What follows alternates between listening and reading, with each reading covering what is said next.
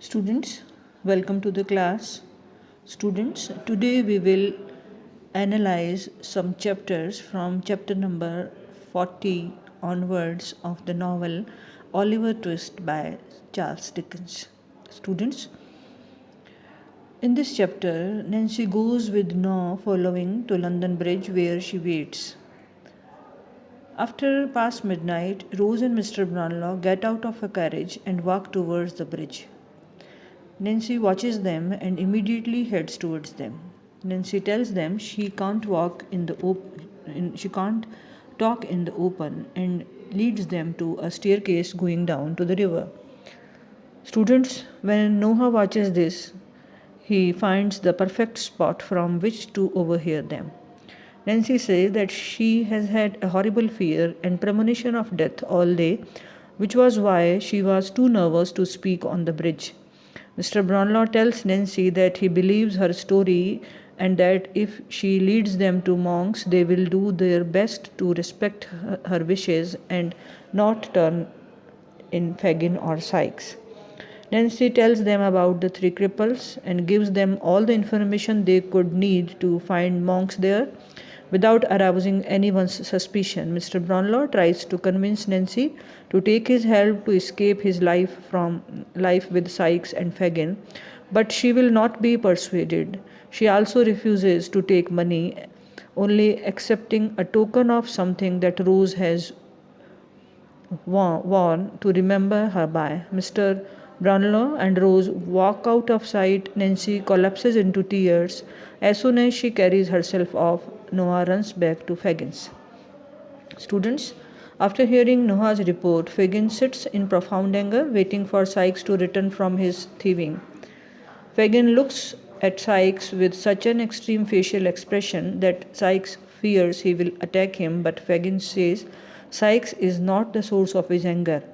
Fagin questions Sykes, asking what he would do to know or Fagin himself or Charlie if they had done what Nancy did. When Sykes has repeated that he would kill whoever did it, no matter what, Fagin wakes Noah up, makes him repeat the whole story for Sykes. Students, now Sykes storms out in a rage, and both Fagin and he knows that he is going to kill Nancy. He rushes home, where Nancy begs him not to kill her and instead to leave all this behind with her as per Mr. Brownlow's offer. But instead, he beats her to death with his gun. She manages to say one prayer for mercy before she dies. Students, morning comes, sun rises, shining especially brightly and beautifully. And although Sykes tries, he cannot block it out from the awful scene. After sitting completely still, staring at Nancy's body, Sykes finally gets up and cleans himself, his clothes, and his weapon off as best as he can. He leaves the apartment with his dog and locks the door behind him. He wanders around, stopping for a bit to sleep, then wanders some more. Students, finally, the night arrives. He finds a pub remote enough that he feels comfortable entering and goes for dinner. While he is eating, a peddler comes in who is selling stain remover. To encourage buyers, he says that he will get the stain out of Sykes' hat and grabs it. Sykes lunges for it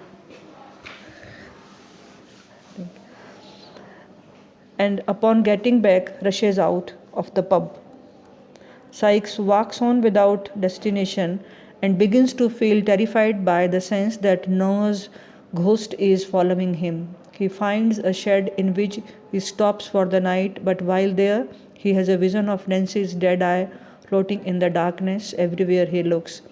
Students, he is utterly terrified until he hears men shouting, which, although actually dangerous, energizes him. He rushes out of the shed and sees that there is a large fire which he runs to. He joins in the fray of people trying to fight it and works frantically all night. When the fire is out, he eats some food with other men, and while doing so, hears the firemen talking about the murder and the manhunt for Sykes. Students, he hurries off until he drops onto the ground and sleeps. He wanders some more, then decides to go back to London and hide out for a week before escaping to France. Students on his way, his dog suddenly refuses to follow him anymore and runs off. Sykes waits for a while, but the dog never returns, and so he continues on to London alone. Student Mr. Brownlow, with two men helping, takes monks to his house. They do not physically force him to enter, but Mr. Brownlow says that the minute monks tries to leave, he will call the police and levy charges of fraud and robbery against him. Mr. Brownlow was Monk's father's oldest friend, and Monk's real name is Edward Leaford. Mr. Brownlow also had been betrothed to Leaford's aunt, but she had died on the morning of their wedding day. Leaford's father, Edwin Leaford, had been forced into a very unhappy marriage to Leaford's mother when he was very young, and they had eventually separated. After this separation, Edwin becomes good friends with a naval officer whose beautiful daughter fell in love with him. Edwin, soon after inheriting a great fortune, dies without a will, so the fortune goes to his first wife and Edward. Mr. Brownlow reveals to Edward that his father had come to him before he died and left him with a portrait of the officer's daughter, Agnes Fleming, and told him that he was planning to convert his new fortune to cash, leave some to his first wife and Edward, and use the rest to flee the country with Agnes. After Edward's father's death, Mr. Brownlow went to try to find Agnes, but her family had moved quite suddenly. So it was not until Oliver appeared, looking so much like her portrait, that he had any idea of his existence. Mr. Brownlow tells Leaford all he knows about his own actions, and overwhelmed by the charges, Leaford admits his guilt. Mr. Losburn comes in and says that they are on the point of capturing Sykes. On Jacob's Island, a place of very deep poverty, Toby Crackit, Tom Shetling, and Keggs, an older robber, sit together. Student, it is Toby's place and he is not happy that Shetling has come here.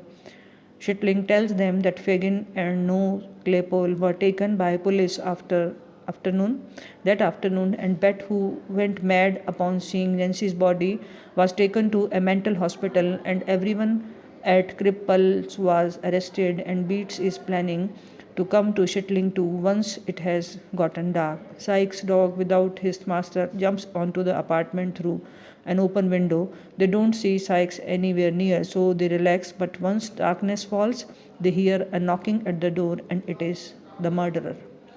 Students, they let him in. Seeing no other choice, Sykes looks terrible and is haunted by the idea that Nancy has not yet been buried. Charlie Bates arrives. Upon seeing Sykes, he shrinks back, and when Sykes steps towards him, he calls him a monster. Bates tells everyone that if anyone comes for Sykes, he will give him up in a moment, and starts yelling for help, then runs at Sykes and knocks him over. As Sykes gains the upper hand, Crackit stops him, for the police has arrived. The house is well reinforced, however, so Sykes is emboldened. Students, as the crowd surrounds them and tries to climb into the house, Sykes gets a rope and climbs onto the roof, intending to drop into the water on the other side. Bates, however, sees this and yells to the crowd, who circles around to the back, where Sykes sees the tide has gone out and there is only mud. Brownlow from the crowd offers £50 to the man who can take Sykes alive. The crowd is distracted from Sykes for a moment when the police finally break into the house, and he takes his chance to make a running nose with the rope and try to lower himself to the muddy ditch. Right as he puts the rope around his neck, however, he sees Nancy's eyes, and in the paroxysm of fear slips and hangs himself. Sykes' dog, who was also on the roof, leaps off after him and dies also. So students, today we have analyzed almost 5 chapters. We will continue with other chapters. Thank you.